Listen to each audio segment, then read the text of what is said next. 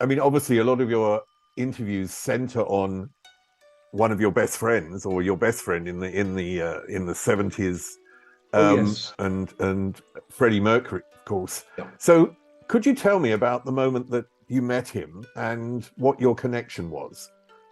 I met him in a restaurant in Fulham Road, and it's called Provans, and it was next. I can say this next to a cemetery.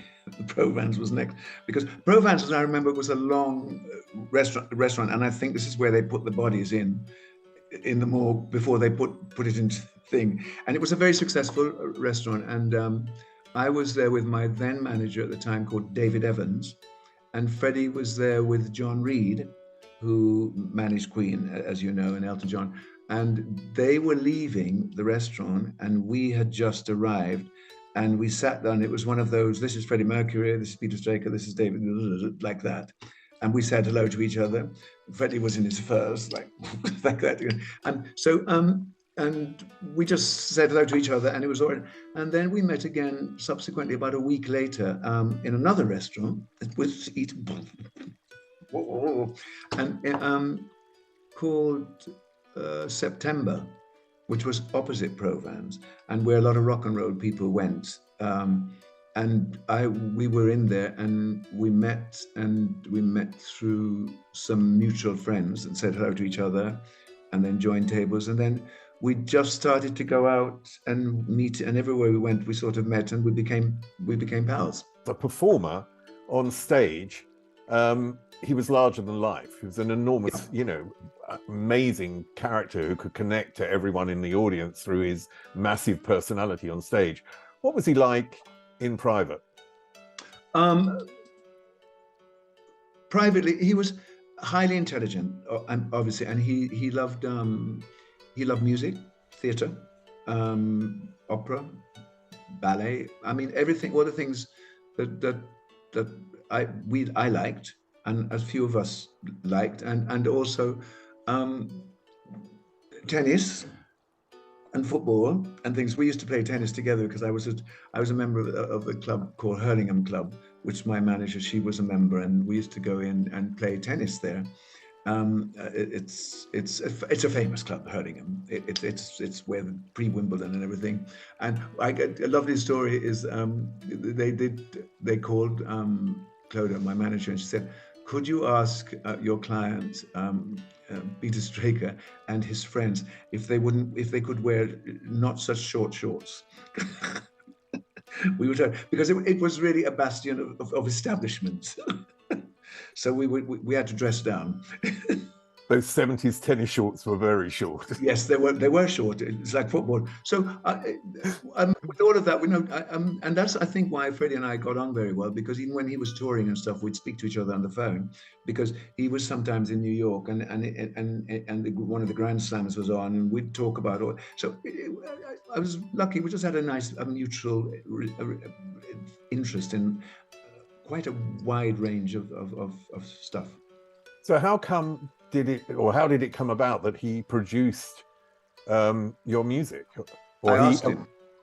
what I just directly? You just said, Yes, I just said to him one day, "Listen, would you produce an album for me?"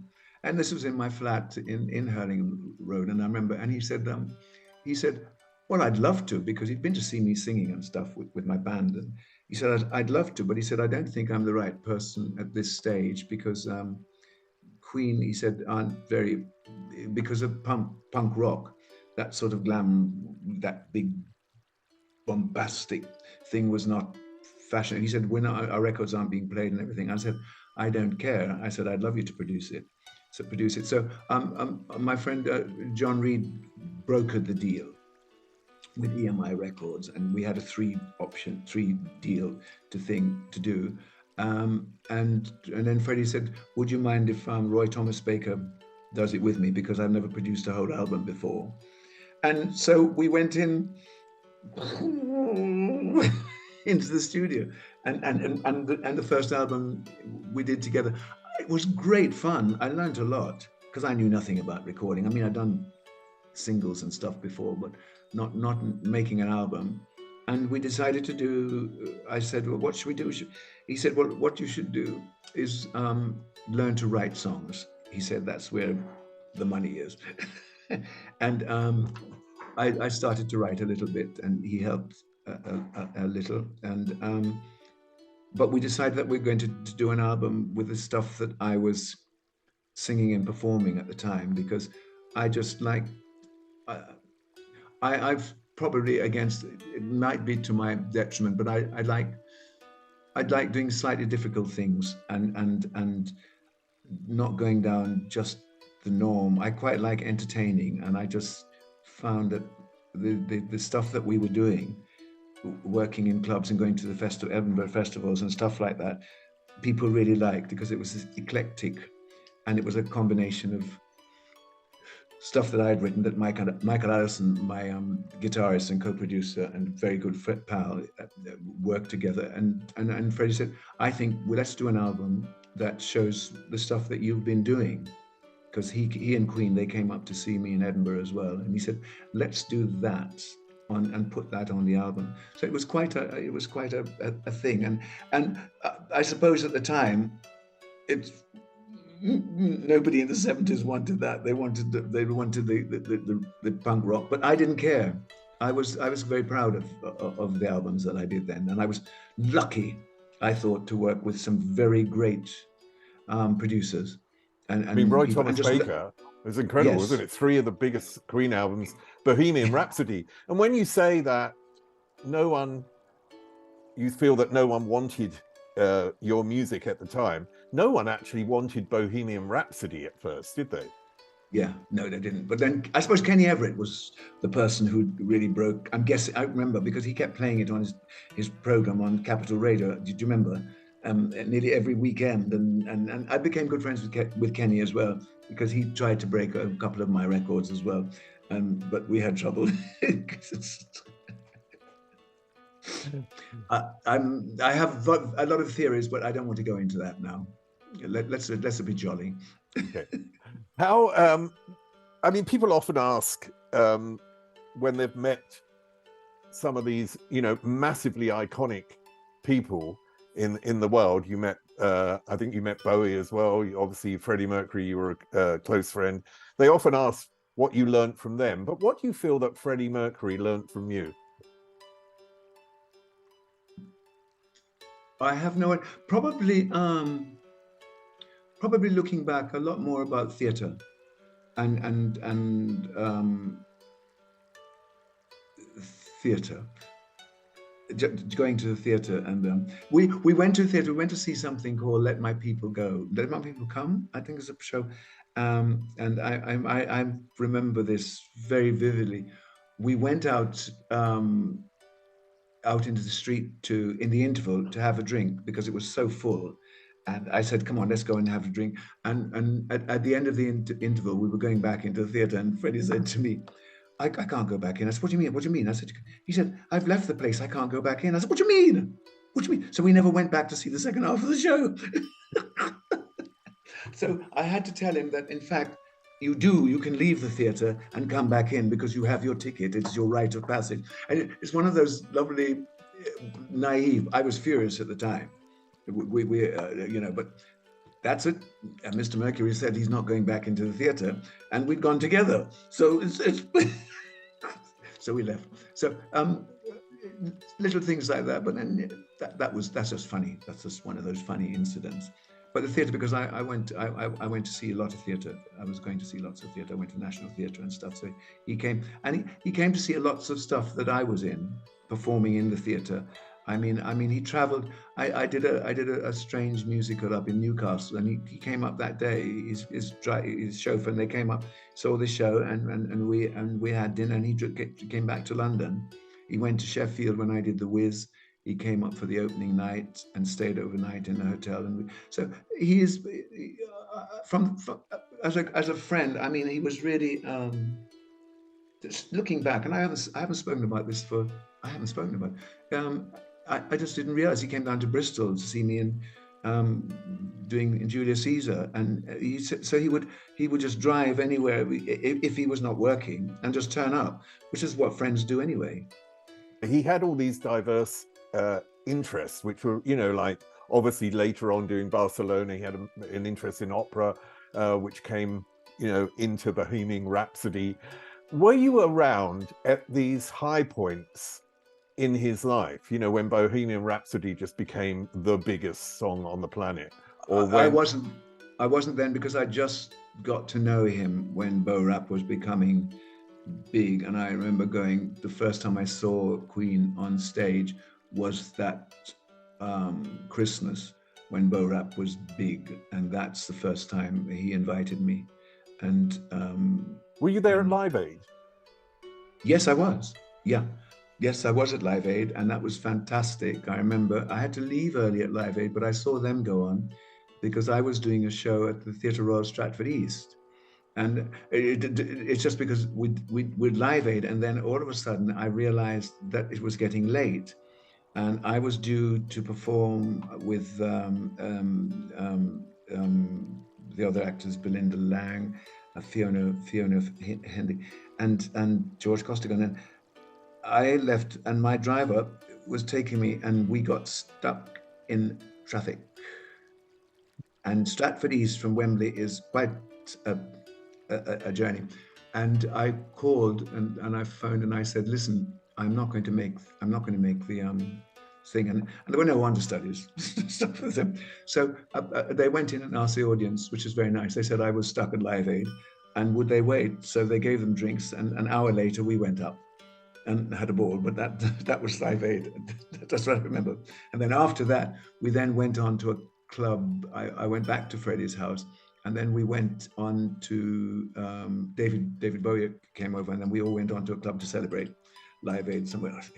Yeah, yes. So I was there. Fantastic. I mean, the 80s, the 80s had two sides to it for me.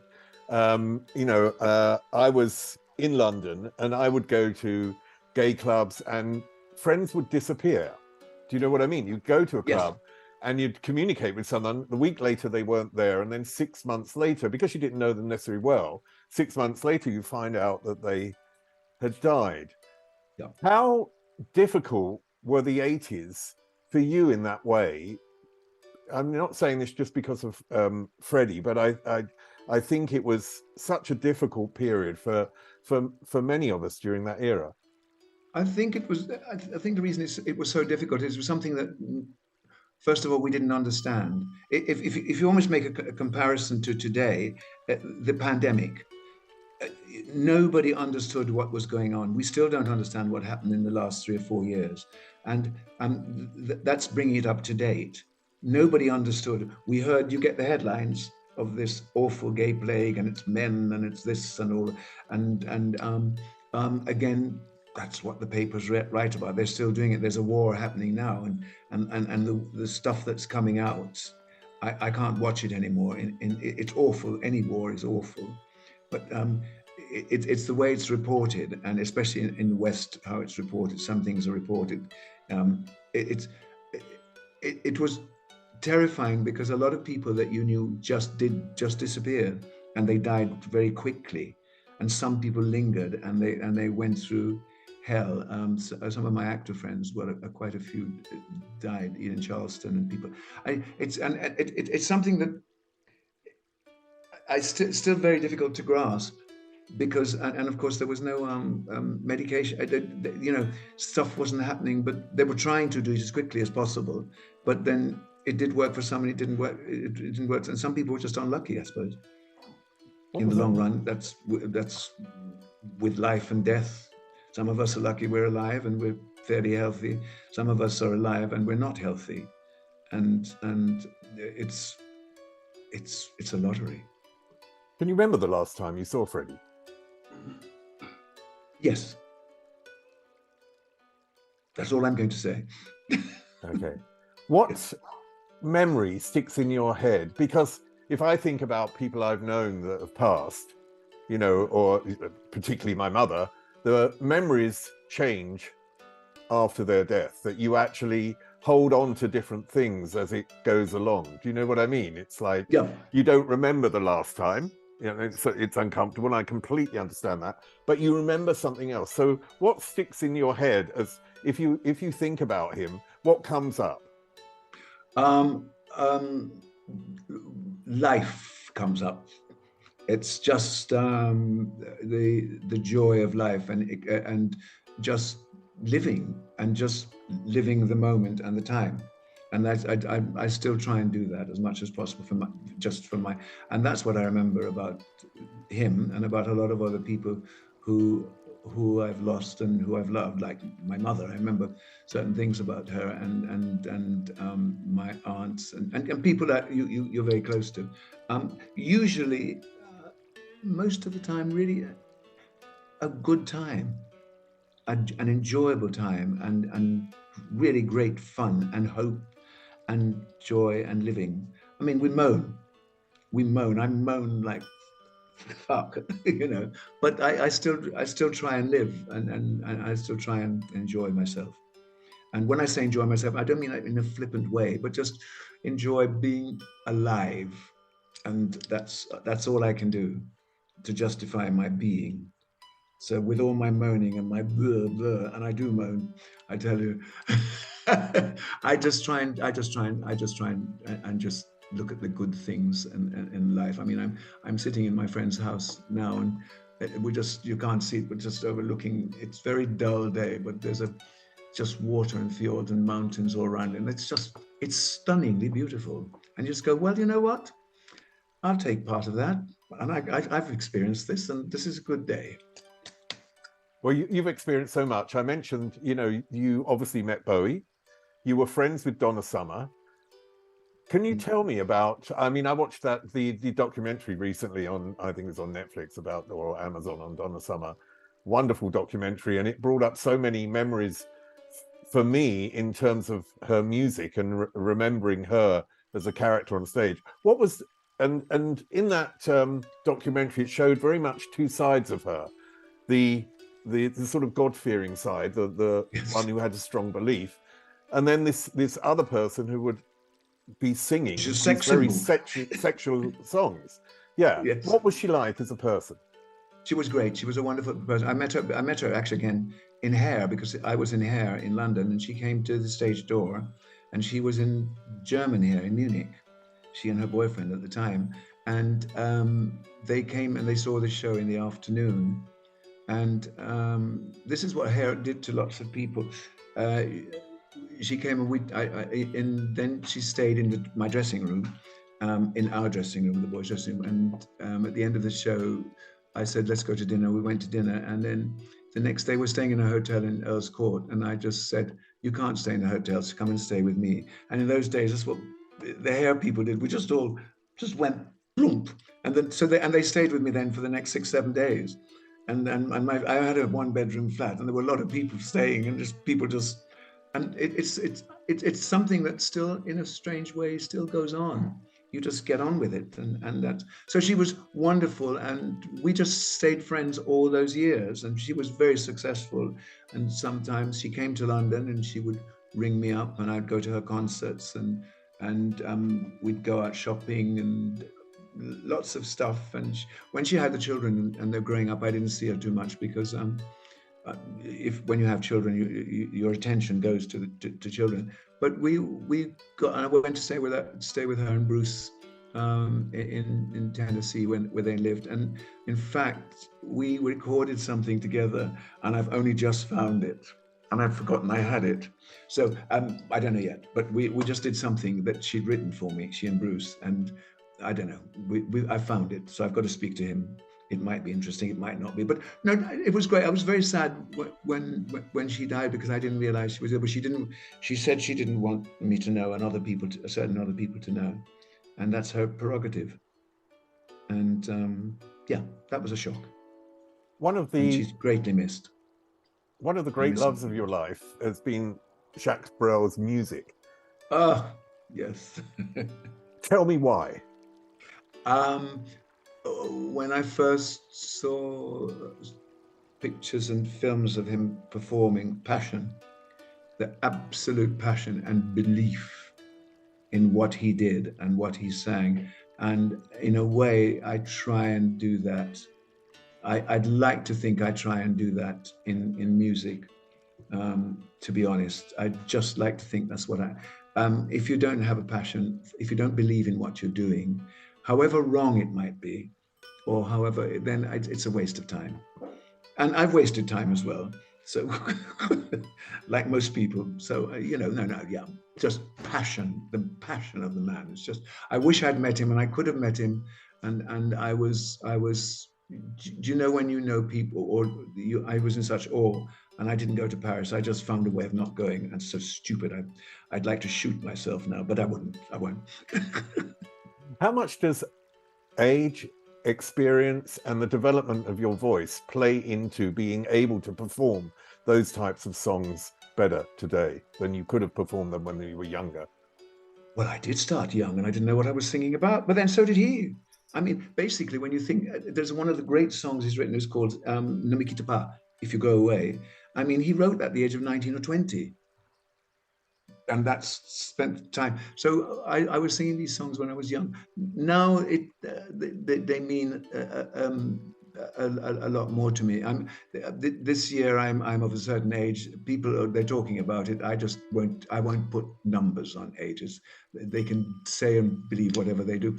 But I'm doing 2 of his songs to celebrate this birthday. On the 26th of October, I'm performing at Le Scarga in London. It's one of those highly priced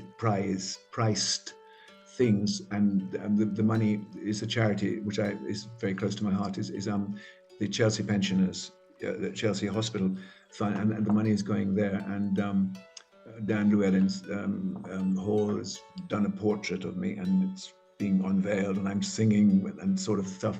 And I'm reworking 2 of his songs to do, and when I just realized how difficult it is even now trying to do it. But it's a challenge. Listen, Steve, we have to challenge ourselves all the time, and if you don't, well, you might as well be dead.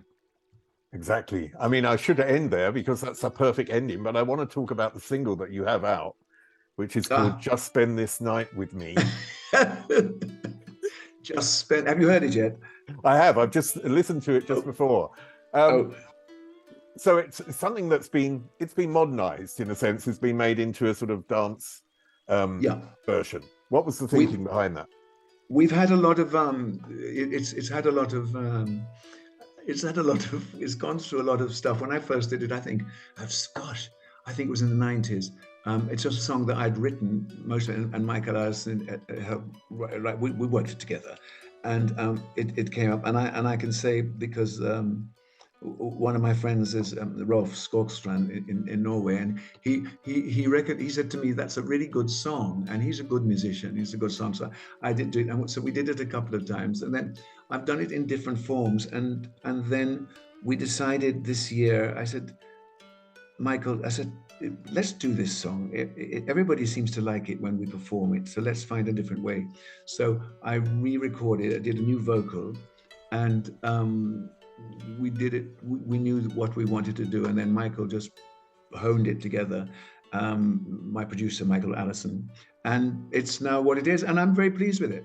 I very rarely say that, but I'm quite thrilled with it. It's all right. Whether anybody will play it, because if you can't get on a playlist somewhere, as we said, and I haven't got a huge high profile in real terms of sort of, but I like it, and I love it, and I love the thumping bass to it. I just love it. So, yes, please.